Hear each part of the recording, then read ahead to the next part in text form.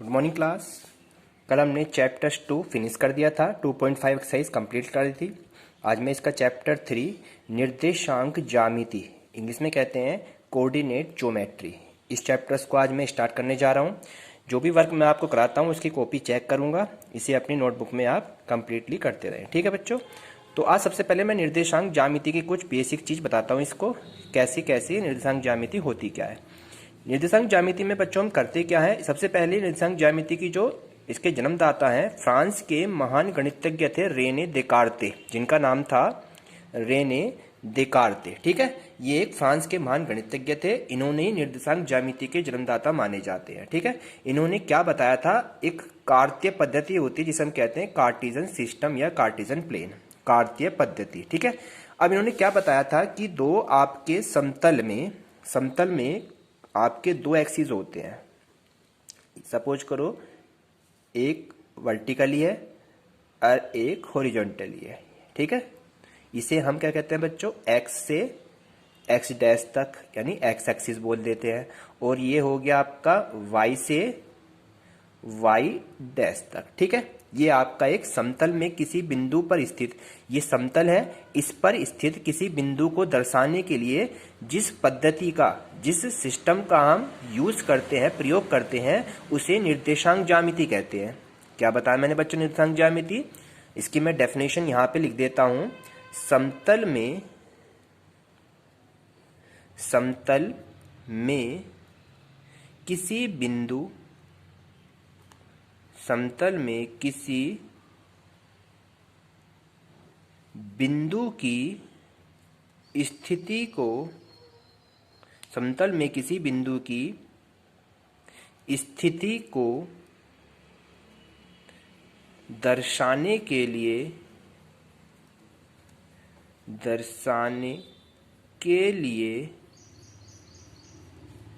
जिस पद्धति का, जिस सिस्टम का, पद्धति का प्रयोग किया जाता है,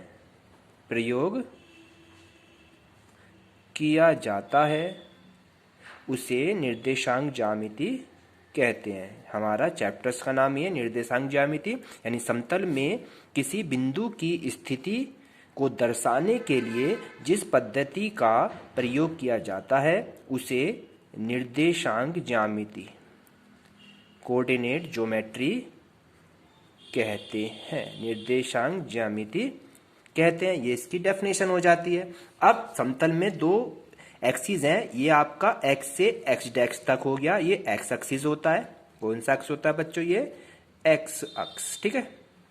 और एक है वाई से वाई डैश तक, ये हो गया आपका वाई एक्स। दो तरह के अक्ष इसमें बताए गए हैं समतल में, एक एक्स अक्ष होता है, एक आपका वाई अक्ष होता है। अब हम देखिए यहाँ पे जहां ये दोनों एक्स और एक्स डैश हैं, ये हो गया, इसे बिंदु ओ मान लीजिए, X O X dash, X O X dash, एक अक्ष तो ये हो गया। एक Y O Y dash, Y O Y dash, ठीक है। ये दो एक्सिस हो गए आपके, ठीक है। क्या हो गए, दो अक्ष हो गए, ठीक है। अब इसमें जहां पर x O X dash O बिंदु पर काट रहा है और वाई वाई डैश की ओ बिंदु पर काट रहा है, जहां ये दोनों एक दूसरे को प्रतिच्छेद करते हैं, ये बिंदु जो ओ है, इस ओ बिंदु के निर्देशांक होते हैं ओ बिंदु, इसको हम मूल बिंदु कहते हैं। क्या कहते हैं बच्चों, इसे हम मूल बिंदु। और मूल बिंदु के जो निर्देशांक होते हैं दोनों यहाँ पर, जहाँ पे एक दूसरे को प्रतिच्छेद करते हैं, उसके निर्देशांक होते हैं बच्चों 0 0। क्या होते हैं मूल बिंदु निर्देशांक, 0 0 होते हैं। अब इसके बाद इसमें मैं आपको क्या चीज बताने जा रहा हूं, उसे बड़े ध्यान से देखेंगे। हमारा एक्सिस था एक्स ओ एक्स डैश, ये क्या है, एक्स ओ एक्स डैश। कौन सा एक्सिस है ये आपका, एक्स अक्ष, ठीक है। कौन सा अक्ष है, एक्स अक्ष। और एक्स अक्ष को हम, यानी एक्स को हम क्या कहते हैं बच्चों, यहाँ पे भुज कहते हैं। क्या कहते हैं, भुज कहते हैं। अब दूसरा है वाई ओ वाई डैश, ये हमारा वाई अक्ष है। कौन सा अक्ष है, y। और यहाँ पर y क्या होती है हमारी बच्चों, कोटि होती है। x को हम भुज कहते हैं, y को कोटि कहते हैं। ठीक है, अब इसमें हम कार्टेशियन प्लेन जो मैंने बनाया है, इसी के अंदर मैं आपको इंपॉर्टेंट चीजें जो बताने जा रहा हूं उसे बड़े ध्यान से देखिए। क्या बताया मैंने इसमें, अगर हमारे पास वो बोल देता है x अक्ष का समीकरण, x अक्ष का समीकरण, क्या बोल देता है, x अक्ष का समीकरण, तो उस कंडीशन में क्या होता है, x अक्ष का समीकरण क्या हो जाता है बच्चों, y बराबर 0। ठीक है, और यहां पे बोल देता है वो अगर y अक्ष का समीकरण, तो यहां पर बन जाता है x बराबर 0। x अक्ष का समीकरण y बराबर 0, y अक्ष का समीकरण बोल देता है तो क्या बन जाता है, x बराबर x, y 0, y x 0 बन जाता है। तो अब इसमें हमारे पास दो वैल्यू आती हैं, x अक्ष के निर्देशांक बोलता है तो x होता है जिसे भुज कहते हैं बिंदु का, और y अक्ष कहता है तो y होती है कोटि कहते हैं। ठीक है, इसे बिंदु y अक्ष से दूरी कहते हैं, इसे बिंदु x अक्ष से दूरी कहते हैं। ठीक है, x अक्ष से दूरी जो होगी, x अक्ष से दूरी क्या हो जाती है, अब हमारे पास ये तो समीकरण है, अगर कोई क्वेश्चन आ जाए आपके पास x अक्ष से कहे दूरी, x अक्ष से कहे दूरी, तो उस कंडीशन पे हमारी क्या हो जाती है बच्चों, कोटि जो होती है y बराबर b हो जाती है। ठीक है, अभी मैं फॉर एग्जांपल बताऊंगा। और अगर कह देता है y अक्षीय दूरी, y अक्षीय दूरी, तो उस कंडीशन पे भुज हो जाता है x बराबर a। भुज क्या हो जाता है, x को भुज कहते हैं, यहां लिखा मैंने, और y को कोटि कहते हैं। तो x अक्ष से दूरी y बराबर b और y अक्ष से दूरी x बराबर a हो जाता है। सपोज कीजिए एग्जाम्पल ले लेते हैं एक, हम यहाँ पे दो बिंदु हैं 2 और 3।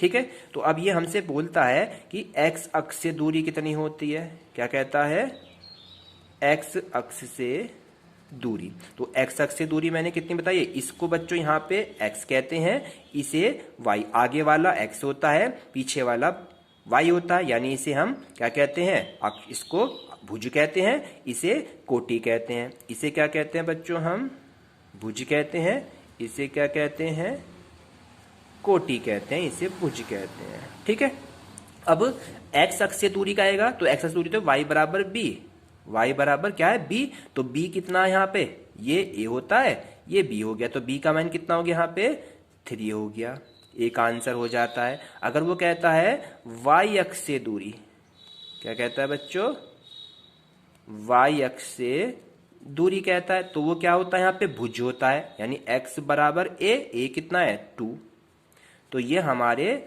आंसर हो जाते हैं। ठीक है बच्चों, अब इसमें जो मैं वेरी इंपॉर्टेंट बताने जा रहा था क्वेश्चन में, क्या था बच्चों, कि जो प्लेन बनाया है हमने ये कार्टेशियन प्लेन, इस प्लेन में हम किस तरह से चलते हैं वो मैं आपको यहाँ बताता हूँ। ठीक है, चलिए, ये मैंने प्लेन बताया, यहाँ पे दोनों मूल बिंदु होते हैं 0 0, x अक्ष इधर और x अक्ष ही इधर होता है। यहां से सारी वैल्यू इधर पॉजिटिव होती हैं, x में इधर पॉजिटिव, x में इधर नेगेटिव होती हैं सारी वैल्यू, यानी इधर को चलते हैं तो -1 -2 -3, और इधर चलते हैं तो +1 +2 +3 होता है। ये तो था x एक्सिस की बात, x में इधर प्लस, x में इधर माइनस, और y में जस्ट ऊपर चलते हैं तो y प्लस का 1 प्लस का 2 प्लस का 3, और y में जस्ट मूल बिंदु से नीचे जाते हैं तो माइनस में 1 माइनस का 2 माइनस के 3 और सो ऑन। ठीक है, अब हमें एक्सिस बतानी है, क्या बतानी है, चतुर्थांश। तो अब मैं इसमें आपको चतुर्थांश के बारे में बताता चलूंगा, चतुर्थांश। ठीक है, नेक्स्ट है आपकी चतुर्थांश क्या होते हैं, इसे हम क्या कहते हैं बच्चों, क्वाड्रेंट्स कहते हैं। क्या कहते हैं इंग्लिश में, क्वाड्रेंट्स बोलते हैं चतुर्थांश को,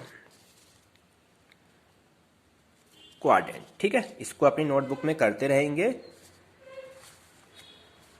QUADRANTS, क्वाड्रेंट्स कहते हैं इंग्लिश में। 4 पार्ट हैं इसके, 1 ये फर्स्ट पार्ट हो गया, ये सेकंड पार्ट हो गया इसका, ये थर्ड पार्ट हो गया इसका, एंड ये आपका फोर्थ पार्ट हो गया। 4 पार्ट में ये डिवाइड हो जाता है, first quadrant, second quadrant, third quadrant and fourth quadrant, यानी चतुर्थांश, क्योंकि इसके 4 हिस्से बन गए हैं, 4 पार्ट बन गए हैं। अब मैंने बताया x इधर पॉजिटिव एंड y इधर negative, y x positive y positive, यानी कि जब हम इधर चलते हैं, ठीक है बच्चों, किधर चलते हैं, इधर वाले एक्सिस में, फर्स्ट वाले में, तो इधर x भी प्लस है और y भी प्लस है, तो दोनों वैल्यू कैसी होती है यहाँ पे बच्चों, पॉजिटिव होती है, यानी कि x भी पॉजिटिव देन y भी पॉजिटिव। दोनों वैल्यू कैसी होती हैं, पॉजिटिव होती हैं जब हम फर्स्ट क्वाड्रेंट में चलते हैं, पहले चतुर्थांश में चलते हैं।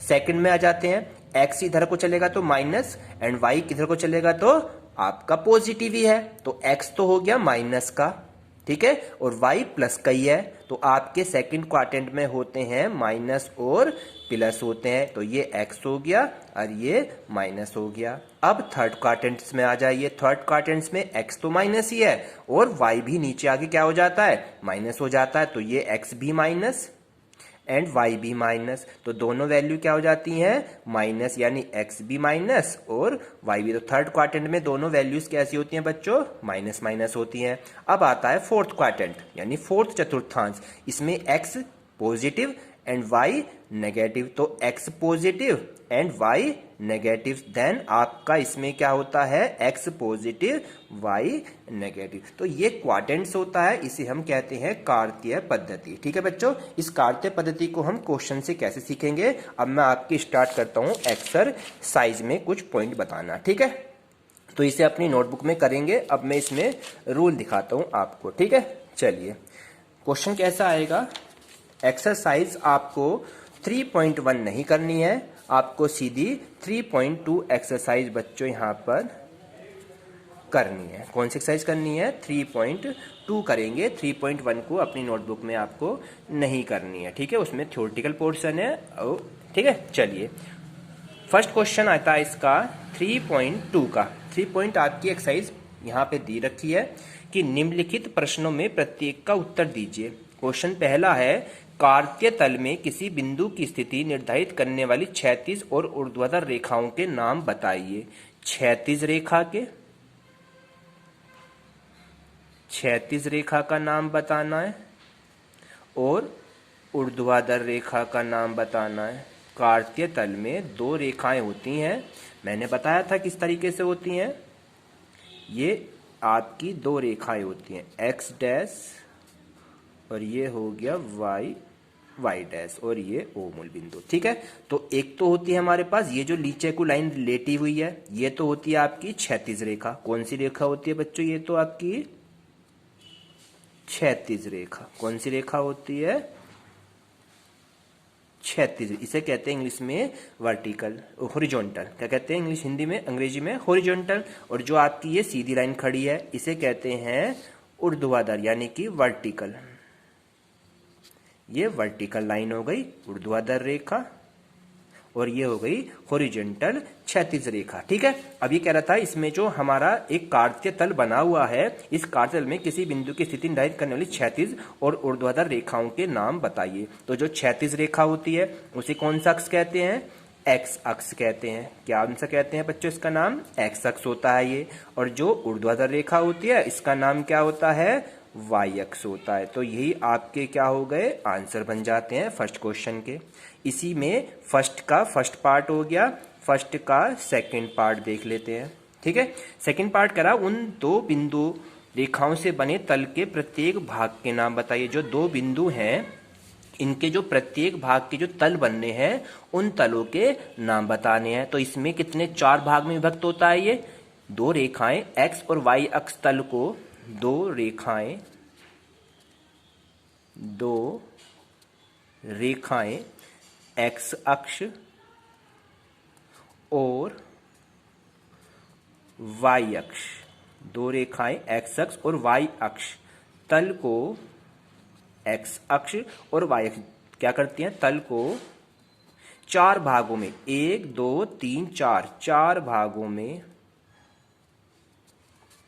4 भागों में विभक्त करती है।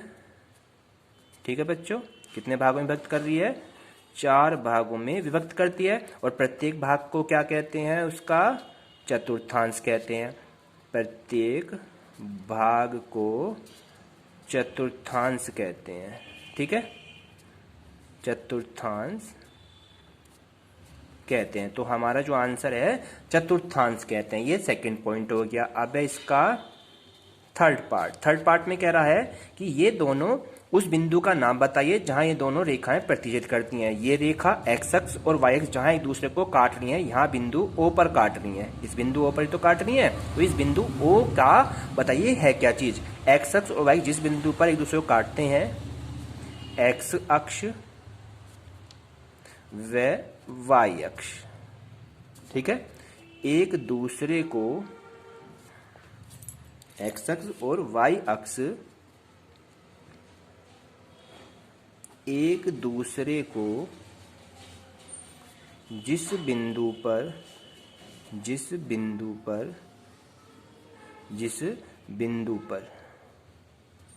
एक दूसरे को जिस बिंदु पर काटते हैं उसे क्या कहते हैं? उसे मूल बिंदु कहते हैं। ठीक है बच्चों, मूल बिंदु होता है अंग्रेजी में ओरिजिन। क्या होता है मूल बिंदु अंग्रेजी में? ओरिजिन कहते हैं। तो इसका तीनों पार्ट हो गए आपके फर्स्ट क्वेश्चन के, तीनों पार्ट 3.2 के कंप्लीट हो जाते हैं। अब क्वेश्चन नंबर 2 में देख लेते हैं। क्वेश्चन नंबर 2 में आकृति आपकी दे रखी है। ठीक है, ये आपकी एक आकृति बनी हुई है।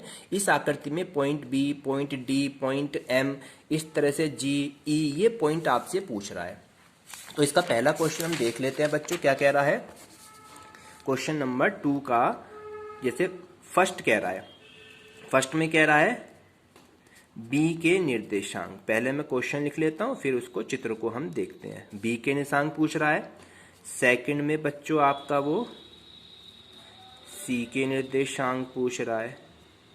ठीक है, और सेकंड हो गया। थर्ड में वो आपसे पूछ रहा है -3 और -5 द्वारा पहचाना गया बिंदु कौन सा है? इसके द्वारा बिंदु पहचानिए कौन सा है। ठीक है, तो इस तरह से हमें देखना है। अब इन क्वेश्चन को पहले मैं 3 क्वेश्चन को चित्र के अकॉर्डिंग आपको बता देता हूँ। अपनी बुक्स में चित्र बना हुआ है, आपकी बुक्स में, सब अपनी बुक्स में नजर रखेंगे। ठीक है, चलिए। तो सबसे पहले क्वेश्चन क्या था? बी के निर्देशांक। तो बी देखिए यहाँ पे कहाँ है? बी बिंदु ये रहा इसमें। अब बी यहाँ पे आ जाइए, पहले एक्स पे चलिए इधर को, और इधर वाई पे। तो एक्स अक्ष पे, तो इधर पे किस पे आ रहा है? नंबर कितने पे आ रहा है? -5 पे। किस पे आ रहा है? -5 पे आ रहा है। और इधर को चलेंगे ऊपर को, तो किस पे आ रहा है? 2 पे आ रहा है प्लस के। तो इसके सामने 2 पे और इसके सामने 5 पे माइनस के। तो इस बी के निर्देशांक कितने हो गए? -5 और +2। तो इस बी के जो निर्देशांक बनते हैं वो कितने बनते हैं? -5 और 2। ये हमारा बी के निर्देशांक बन जाते हैं। देखो दे रखा है ना, ये हो गया एक्स पे -5 और वाई पे +2। तो बी बिंदु ये रहा। ठीक है बच्चों, अब नेक्स्ट कह रहा है सी वाले के निर्देशांक कह रहा है सी के। तो सी बिंदु देखिए कहां पर इसमें है? सी है इसमें, ये रहा सी।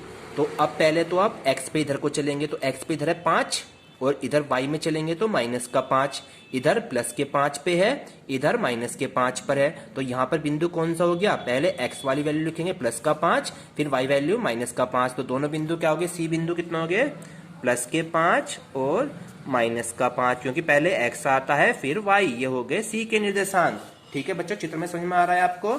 इसी प्रकार कह रहा है -3 -5 की कंडीशन बताइए। थर्ड क्वेश्चन में कह रहा है -3 -5 दोनों निर्देशांक ऋणात्मक है। ये भी माइनस है, ये भी माइनस है। और मैंने आपको बताया था चतुर्थांश में कि इसमें दोनों पॉजिटिव होते हैं पहले क्वाड्रेंट में, दूसरे क्वाड्रेंट में x माइनस वाई प्लस होता है। तो माइनस प्लस सेकंड में होते हैं। थर्ड में आ जाएं तो x माइनस वाई भी माइनस, दोनों माइनस माइनस थर्ड में होते हैं। और फोर्थ में x प्लस वाई माइनस, तो इसमें प्लस माइनस होते हैं। तो ये 4 क्वाड्रेंट थे आपके। तो ये कह रहा दोनों माइनस है ना, -3 और -5। तो दोनों माइनस है, तो माइनस किस में आते हैं? तीसरे वाले क्वाड्रेंट में। ये थर्ड वाला क्वाड्रेंट होता है। तो ये कौन से होंगे बच्चों? तीसरे क्वाड्रेंट में स्थित होगा। यह बिंदु क्या लिख देंगे बच्चों? यह बिंदु तीसरे चतुर्थांश में स्थित है। चतुर्थांश में स्थित है। इस तरह से हमारा आंसर बन जाता है। इसी प्रकार हम डी के, अगर पांचवा पार्ट की बात करें, कह रहा है डी के बारे में बताइए, डी का भुज क्या है।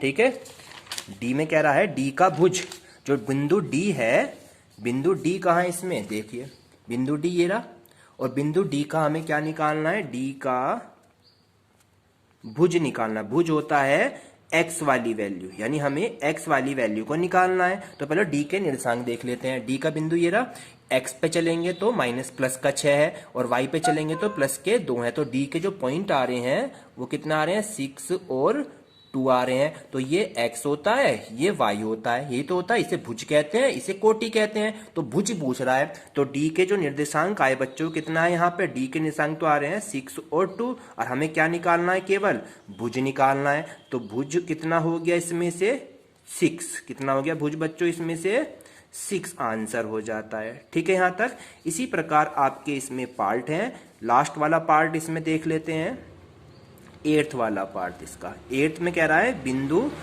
M के निर्देशांक, किसके निर्देशांक निकालने हैं आपके बार, M के निर्देशांक निकालने हैं। तो M बिंदु को ढूंढते हैं चित्र में। M कहाँ है, ये रहा पॉइंट M। M देखिए x इधर को होता है, तो x हो गया -3।